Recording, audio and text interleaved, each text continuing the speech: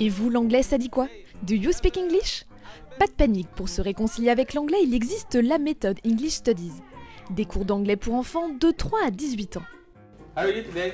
I'm great. Yeah, you're great. De la grammaire, du vocabulaire, le tout dans une ambiance ludique. Le plus de la formation, tous les professeurs sont anglophones et quand on a une question, il faut jouer le jeu et la poser en anglais. And what would you like to drink? Orange juice. I would like I would like to drink orange. orange juice. Car l'objectif, c'est de réussir à échanger avec les autres. On apprend des mots en anglais et comme ça, je pourrais parler anglais avec mes copains et copines.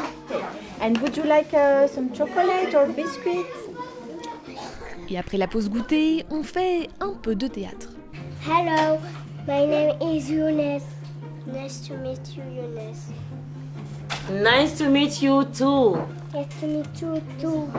Le fait de prendre vraiment des jeux de rôle qui s'inspirent de la vie quotidienne permet vraiment à ces enfants de pouvoir participer parce qu'ils sont concernés par cette situation-là. Pour pouvoir justement les faire entrer complètement en immersion, les obliger un peu à parler l'anglais, mais toujours dans une ambiance toujours bon enfant, quoi. Et pour ceux qui ne pourraient pas se déplacer au cours collectif, il existe une alternative, le Funbook.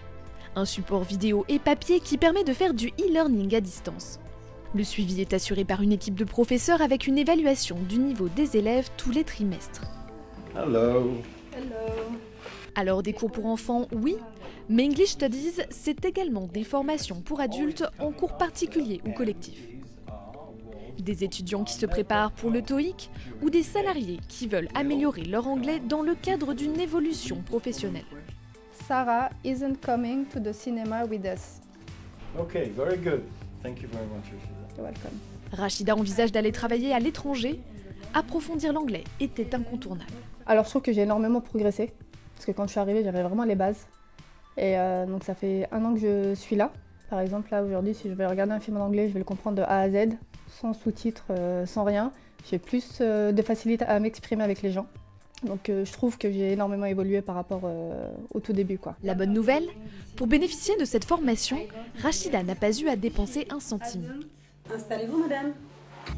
En tant que salarié, vous pouvez utiliser les heures cumulées sur votre compte personnel de formation entièrement financé par l'OPCA de votre entreprise.